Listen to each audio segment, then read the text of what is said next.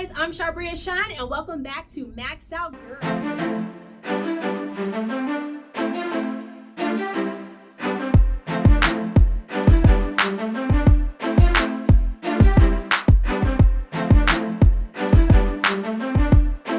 Okay, today I am here with the fabulous Barbara Bates. Hello.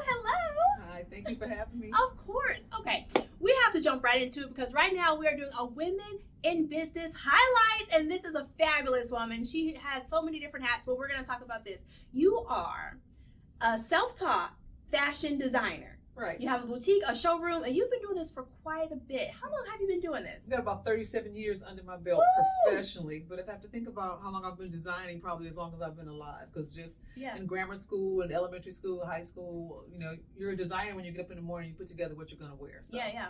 Wait, you said for how many years you've been doing this? 37. No, you're only 25. You got that right. You were only 25. Okay, well, first of all, check out this outfit, guys. This is one of her designs. Isn't this fabulous? We're going to stand up later and show you just how beautiful this is, but let's move on. So you say self-taught. When you say self-taught, what exactly would you mean by that? Well, I didn't go to school. I didn't go to regular training. Okay. And sometimes creatives, school can stifle your creativity. Now, I don't want to say that in front of someone, a teacher, or somebody who's doing something like that. But sometimes the energy that you need to produce what you want to produce has to come from within, and it can't come from the rules that the industry has. Yeah. And so everything that I learned from just, being around beautiful women. My mom and her sisters were the most beautiful women I had ever seen, and they dressed really nice. Yeah. And just being exposed to that early on, it just gave me, it was innate to know what nice fabric was, what nice fabric could do. And so when I jumped out there to start, I definitely started on high end in the beginning. Yeah. So you would say that your designs are high end, and who would you say is your client, your ideal client? Well, my ideal client is just somebody who's got some room left on their credit card to spend. You hear that, ladies? Cha-ching! Anybody can purchase here, okay? I hear you. I like a client that they want to walk into a room and they want women to notice them, because women actually dress for other women. Because men don't notice clothes unless they're revealing clothes, but women notice fashion. So when you're dressing, you're dressing so that when you walk in the room, your girlfriend or the other girls across the room, they're going to notice what you have on. Yeah. So I like women that want to have nice pieces, that they want to have a good fit on the clothing that they're wearing, and they want to stand out, and they don't want a whole bunch of the same thing in the same room. Yeah. Sometimes our high-end designers, a lot of people in our community run to go get, and you know those names. Yeah, you're going to go there to a wonderful store with a great reputation. You're going to pay a whole bunch of money, but you do run the risk of showing up at a party and somebody's wearing the same thing that you're wearing. Yeah. So someone who loves fashion and someone who likes high-end and like unique pieces. And women that are hard to fit. I love working with women that are really curvy. Yeah. Sometimes they call them full figure women. Yeah. I like working with that woman because everything could be beautiful on you as long as it fits well. Gotcha. Love that. Okay. So you may come in and say, oh, that's not in my size, or they don't make beautiful pieces like that, and you really take that into account. Happen. Absolutely. I love that. Yeah. So what if you're a smaller woman like me? So we see that I have on this beautiful suit. How can you accommodate someone who's a little tinier? So the smaller woman, that works for me too. A lot of the things that are on the rack are going to be in sample sizes. So they may start at a size 6. Anything can be taken down a size. It's easy to make things smaller. So of course a smaller woman is ideal, but in today's society, that's not always, what the case is. No. We've got, Back a little boom, ha ha. I know what you're saying. Yeah. So that's cool. So fashion, have you always known you were going into fashion? How did that come? Did you grow up like, I love this, I want to be a fashion designer? How did this come about? Yeah, so I've always loved fashion, and I have a teacher, Miss Begley. In the 3rd grade, we had a project, what do I want to be when I grow up? And mine was I wanted to be a fashion designer. I met her later on at a fashion show. I'm talking probably 20 years later, and she came backstage to say, is this the Barbara Bates set? And I was like, yeah, this is me. And she had a booklet that she had saved from about 6 of us, and that's how I knew, because I didn't remember that I did that. Yeah. She still had it, and that was what I said. I wanted to be a fashion designer. That's amazing. Growing up, though, I thought that I wanted to actually work at a boutique and be a buyer for a boutique. Okay. There weren't a lot of African-American designers that were out there, so that really wasn't something that I aspired to be. I really just wanted to be around beautiful clothing, so I wanted to be at a boutique, and I wanted to buy for the boutique, and let my buying power bring people in to shop. So that was the first thing on my plate. Never could I have thought in a million years that I'd be doing exactly what I wanted to do and more without having the proper education. Nice. So how do you feel like you got to that point then. So this is amazing because first of all, ladies, most people don't really do what they say they're going to do in third grade. So I love this. You're already a miracle right now. I love this story. But so you said, okay, you made up in your mind, but was it an easy road to get there? How did you get there? So actually the way that I got there was wearing my own clothing. I knew young girls in high school who knew how to sew. And so even in high school, I was buying fabric, and I had friends of mine who were sewing for me. What? And in high school? This is awesome. In high school, I won the best dressed senior. And from there, I just kept it going. I always bought wonderful fabrics and took them to my friends who knew how to sew so that they could make me things. I always worked at large companies where there are a lot of women. And working at large companies and going to work dressed a certain kind of way, other women, would notice what I was wearing, and then they got up the courage to come to my desk and say, "We really like what you're wearing. That's so unusual. Where'd you get that from?" Yeah.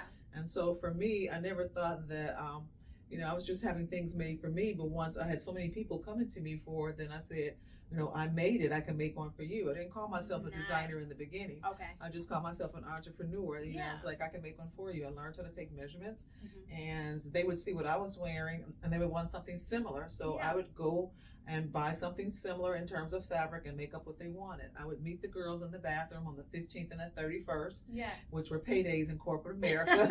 No, that's right. And that's how my business started. That's amazing. So wait, just want to back up a little bit because I did read this about you. You were working at a bank as a secretary? Yes, I was working at a bank as a secretary. Okay, and you actually, on your lunch breaks, were selling clothes in the bathroom. Not just my lunch breaks. I would take breaks throughout the middle of the day. Whenever I got a phone call, "Hey, are you free?" I was taking breaks all through the day at the bank. Wow. And I knew that I wasn't the kind of employee that was going to get a raise or that was going to move up the ladder in corporate America. So I had to hone in on what seemed to be making money for me. Yeah. Wow, that's amazing. So it clicked, like girls were like, "I love your outfit," and you're like, "I can make this for you." Absolutely. So when you were in corporate America, how long were you in corporate America about? Oh gosh, I worked in corporate America probably a good like 13 years. 13 years. So when did it click? Like, I can do this for myself. I'm selling this stuff in the bathroom anyway. Did you wake up like, I don't like my job anymore? Like, what happened? What clicked? Actually, that's what a lot of it was. And I get fired from a job and I'd go someplace else. Yeah. I go to a job and I was too busy, talking about the party last night with my friends. And it wasn't until I actually started, all of corporate America, I was not designing my own clothes. I really started doing the designing of a lot of my clothes and what I was wearing to work, probably like in the mid 80s. And right around that time is when I started doing it for me. Then I knew that I could do it for somebody else. Wow. And so just going out to parties with friends and other people saying things, I not only had the audience from the bank, now I got the girls that are out at the party scene and they say, "Oh, there's this girl, she dresses really cool. I heard she makes stuff." And so I've got these people coming to me. So at this point, I'm barely, doing anything at work. I really don't even want to be there. Yeah. And I think maybe a boss may have asked me, could I stay late or something at the end of the day? And I was like, "Hey, you knew, before 4 o'clock, you needed to stay late. You should have asked me early." And when I found myself not having respect for the people that I was working for, I knew it's time for you to go because you don't have respect for the people that are here. Yeah. And so I jumped up. I quit my job. I had no business plan. I really didn't know how I was going to do it, but I had clients that were buying from me. And at the end of the day, there was a young man who used to shop with me, and he said, "You should start your own business." And I thought, "Yeah, I guess." He said, "I'll help you financially." Wow. And so we went into it in 1986 as partners, 50-50. After 2 months and a $28,000 investment from him, he decided he wasn't getting his money back quick enough, and so he opted to leave out of the business. He gave me a year and a half to pay him back. And I paid him back in like 9 months. And in between that 9 months time, I got Michael Jordan as a client. Wow. And the rest was just kind of like history. This is amazing. So, so it sounds so easy, but I'm sure it's not, right? Oh, no, so, it's not easy. Because it sounds like, oh my gosh, this just happened. Because you've been doing this for a long time. So you've been able to sustain yourself and probably thrive in this business. What would you say in those hard times kept you going? So there's a lot of different things that kept me going. And hard times could come in the way of, just not having enough capital, because it's hard to get a loan from a bank. And you talk about being a designer. They didn't look at that as a viable job. And so I never received a loan from a bank. Wow. And actually, my loans had to come from, "Hey, Ma, can I borrow some money from you?" Or a friend, "Hey, can I borrow some money from you? I'll pay you back." Yeah. And I kind of operated, on that hospice for, I don't know, for a while until, money started coming in. It was hard to find, like, really good help, good tailors to work for you. Early on in my career, there was a huge migration of people from Poland into the United States, and they used to operate a lot of cleaners. And I went to the cleaners once, and I was asking the lady, did she know anyone? And she's like, you should try the Polish community. So when I opened up my business, I started with Polish immigrants that had come to the United States who were doing tailoring in their old country. Their skills were amazing. Yeah. I had my doors open for anybody who could come, yeah. Who had good skills, but those were the people that showed up. And I didn't care if they spoke English or not, because I had one Polish person there who could speak English, and he would translate to the others. And so that's kind of where it started out, with like really tailors that had impeccable skills, and they know how to put together the product that I wanted, which was a high-end product. I wanted to do things like leather. I wanted to tailor suits. I wanted to do really wonderful clothing, because that's where I would spend all of my paycheck at. I would go to the stores that had wonderful clothes, because that's where my eye was. Yeah, I love that. Man, you're living your dream. I mean, I love that. That's what this podcast is all about, maxing out your potential. Like, if you have a goal or dream, going after that and not stopping until you achieve that. So I love your story. So let's dig a little deeper, because you talked about things happen. It's definitely not easy. You're a cancer survivor. I am. Woo!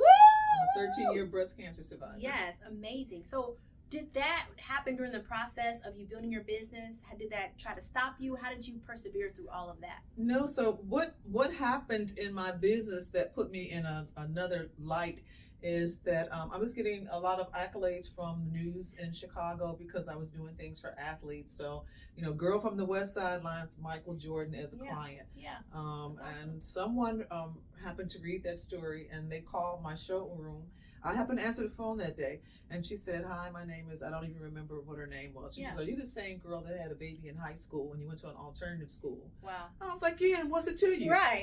You're like, hello. And then she's like, no, hold on. She says, I remember you. You won't remember me, but I remember you. And I remember how you, and I've been like following you. Yeah. And I remember how you dressed even at the maternity school. And I just want to say congratulations on your success. And I had only been in business probably like, I don't know, maybe like a year and a half. Yeah. She said, and I work, she says, but I'm from the west side of Chicago, which is where I'm from. Mm-hmm. And she said, I work with a group of young girls, and they are all teen moms from the age 11 to 15. I wanted to know, would you come and speak to them to give encouraging words? Nice. And so I told her that I would. When I got off the phone, I thought to myself, I'm a designer now. I'm not going to be going back down that road. Yeah. Because that was one of the worst times I can remember. Yeah, being 15 years old and being pregnant, you just got beat upside the head. It was a really rough time for me. And it was nothing that I really had to bring up. It was something that I always had to like go back to, because people would see, my 10-year-old son standing next to me thinking that it was my brother, and I'm like, no, that's my son. So they would get to adding. So that was the one thing I had, and it always kind of made me feel a little shame, but I just kept it moving. And actually on the day that I was supposed to go speak to the young girls, which I didn't even remember the date, the phone rang, and it was the young lady saying, just call and make sure that you're coming over. And so I had to, at that point, I was like, you got to hold up to your commitment. I had no idea what I would say, because I didn't plan on going in the first place, and I really didn't know what they could get from me going there. Yeah. I went back to, it was very close to the old neighborhood I grew up in, actually like walking distance from where I grew up at. And I went there, and when I went into the room and I saw the young girls, I just started talking, just saying that I'm the same as you. I was just like you, and I had to let them feel comfortable with me first. And as I told my story, I found strength in my story. Nice. And the embarrassment that I felt being a teen mom, they clapped when I said I graduated from high school, at age 16. I graduated in 3 years. When I went back to my regular high school, I had so many credits. They were like, you can come out of high school now. I graduated with honors. Yeah. They clapped about that. I never thought about that. All I wanted to do was get out of high school so that I could do my life. And they just made me feel so special, that weight that I carried on my shoulder, I just felt it like being lifted. And the room was like really filled with with tears that day. It was like something else, and I just felt like I needed to connect and do something. And I said, whoever in this room, if you go back to your regular high school, I'll make your prom dress for you. And that's how your foundation started? I made a connection, and that's exactly how the foundation started. The next day, I got a call from the Board of Education, from Chicago Public Schools. We heard that you went to Chicago Public Schools. We heard that you had an amazing story to tell. We have another high school. We want to know what you come and speak.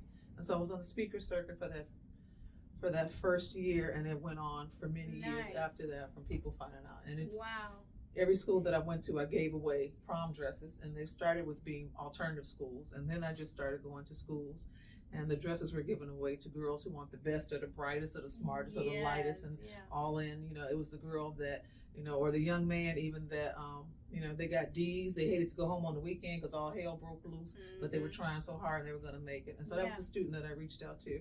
Nice. And a couple of executives found out about what I was doing because it did get some airtime or newspaper time. And I got a check for $1,500 and said, if you start a foundation, I'll help you. Here's $1,500. Nice. Don't want it to go to the teen girls, but I was full figured in high school and couldn't get a beautiful dress. Would you make sure that girls who are full figured get this? And if you start a foundation, I'll help you. So I was like, what's a foundation? But I did. I started the foundation. Yeah, you figured it out. Yeah, it's Bates Foundation. Yeah, it's a part of Bates Foundation, and I did that for a while up until 2020 is when I stopped making prom dresses. Like, I put my time in. I've given away quite a bit in terms of so you're prom doing dresses something else now, focusing. That's amazing. So how important is giving back, do you feel, for the entrepreneur to give back to their community or to some cause? Only way. That's the only way you get to move forward, if you give back. You can't just hold on to it. You got to go into it, giving back, knowing that your time is going to end at some point. You want to leave some legacy there. You want to have put something back into your community. You want to do a give back. And that was just automatic for me. I know that the prayers of my grandmother, who was such a giving woman, we would always send her things down to Mississippi, and I'd call her and say, how did you like the handkerchiefs I sent you? And she'd say, oh, I gave those away to the church. You're like, what? What about the money that I sent you? I gave that away. I tithed at the church. And I would tell my mother, I was like, she's going to stop getting gifts from me because she's she giving doesn't it away to appreciate the church. that she gives them away. But that same spirit is what stepped into me when I gave back to those prom kids. Nice. And so all along the way, I've definitely had hardships, things that have knocked me down. In 2009, I was diagnosed with breast cancer, and I just thought, how dare could I get breast cancer? I was healthy and never had a toothache. Yeah. But I had the wrong facts about breast cancer. I thought you had to have big breasts. I thought only white women got breast cancer, so I was not getting mammograms. Gotcha. And after I got diagnosed, I went through treatment, through chemo and through radiation. And afterwards, I just thought Black women need to know how prevalent it is, because while I was going through my treatment, there were so many people that I knew, some of the models I work with, they came to me saying things like, I'm a 3-year survivor, I'm a 5-year survivor. Wow. And I was thinking to myself, why didn't you say anything? But some people keep things close to them. I, on the other hand, you never know where your help is going to come from. Yeah. So I talk and I spread the news. Yeah. And when I got diagnosed, I had just gone through some other things with a young son who had just gotten a horrific prison sentence, and all of it happened in a 5-day period. My son going off to prison, me getting diagnosed with breast cancer, and my business was in disarray because it was the back and forth to court was way too much. And I couldn't have the nervous breakdown that I wanted to have. I just had to keep it going. I had people that worked for me. I needed to stay healthy myself. And so I thought that I would fight against mandatory minimum sentencing because my son received an unjust sentence. I always say that, he's guilty of what they said he did, which was nonviolent drug selling. But the sentence that they gave him had nothing to do with the crime. It was just too extensive. And so as I began to fight that, then the next week I got diagnosed with breast cancer. So I had to put his fight on hold and then fight the breast cancer story. And after I, finished with breast cancer, I just thought it was important that women knew how prevalent it was. And so I decided to give a fashion show. All the models were breast cancer survivors. Wow, that's we amazing. Raised money. The first $50,000 we gave to Northwestern, which is a very prominent hospital. But I asked that they give it to a hospital in the community, in an indigent community. They gave the first $50,000 to Mount Sinai. The president of Mount Sinai then came to me and said, if you raise $500,000 in 5 years, we'll name a breast imaging center after you. And I was like, absolutely not. The $50,000 was, I cried in the bank when we raised the $50,000. I'd never even seen $50,000. I was so busy spending. So you're like, it was that's a lot success. to me, so I said no. That's a success. But at the end of the day, I did do it, and we raised the money in 4 years. Really? Grassroots, having the fashion show, candy sales, breast cancer walks. Wow.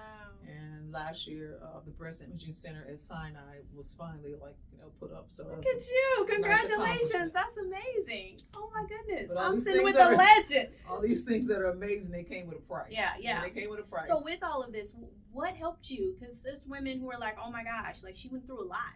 With her family, your son, with your own body. He's thriving. He's amazing. That's awesome. Amazing. So this is a testimony. This is a turnaround story. Sure. So with this, what helped you just push through? Because some woman might be listening like, y'all talking about maxing out. I can barely make it through the day. Like, what? Give them some inspiration. The inspiration is that you just have to stay faithful. You just have to stay faithful and know that when you're in it, other people can see when you're all the way in it. Other people can see when you're all the way in it, and if you open up yourself to let people know what your struggle is, you never know where your help is going to come from. Yes, the most unlikely place is where your help will come from. Yeah. Well, all the social media stuff that people going on, people are so busy spreading the new shoes that they got, or the new outfit they got, or doing the platypus look on the screen and all that. There needs to be another station or another platform, without bringing nonsense into it of, help me overcome this hurdle, or, how can somebody help me get a job? Some other platform of that builds. And I think that's what some of the stuff that social media is actually missing. And so if they say that God knows our end at the beginning, I'm going to say that when I had that conversation with him, that he gave me a choice of what I wanted to do. If you do this for me, then I'll do this for you. And so that could possibly be it. And I'm one that runs away with stories and imagination. And so that's the story I like to think. I love that. Is that I chose that, and I'll go through it. And, kind of like Job on the other end, everything got restored. And it did. My health was restored. My business was restored. My son is the most amazing of all sons. Yeah. That's awesome. Man, we're here with the powerhouse, ladies. We are here with the powerhouse. But, man, that's amazing. So let's move on, because you got all these great stories. Well, let's talk back to on the fashion, right? Because I'm in this beautiful outfit, So right now we're going to take a fashion break, and we're going to show you some of her amazing fashions, and she's going to style me with a few things, and then we're going to look at some of her fabrics, because what she's saying is her fabric is different, it's unique, it is high-end, it is beautiful, it is amazing quality, so we have to check this out. Come on, we're going to do this right now and check it out. Okay, so as you ladies know, this is one of her fabulous pieces. Tell us about this. So this is a silk brocade. It's kind of crispy fabric. It's 3 pieces. I've got like a nice fitted corset underneath it. You could definitely wear without the jacket. You could pair it with all black if this is too much color for you. But since I used it in a fashion show, I thought it needed to be like wow. So that's why it's so monochromatic and everything just kind of matches. I love this. It's really a nice fit. It's loose, but it still has some sex appeal too. As you guys see a little of my belly showing, but it's so classic as well. Sexy doesn't always have to be tight. Exactly. It has a lot, and you can wear it without the jacket or with the jacket. Honestly, I could even get away with wearing this to church, and I love that. Sure. This is amazing. This is really cute.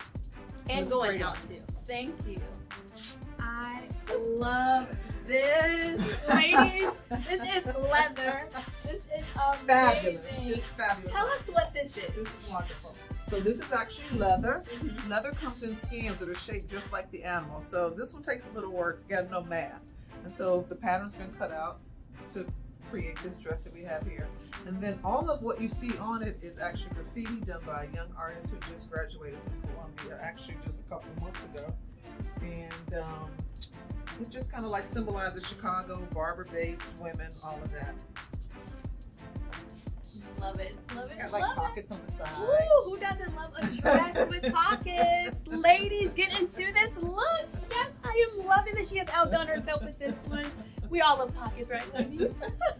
Okay, we're going to go to the next one. I love this one. It's just all beaded. It's beaded all over. You can wear it easy with jeans, or you can dress it up. Definitely all black underneath it makes it really easy. This is really cute, ladies.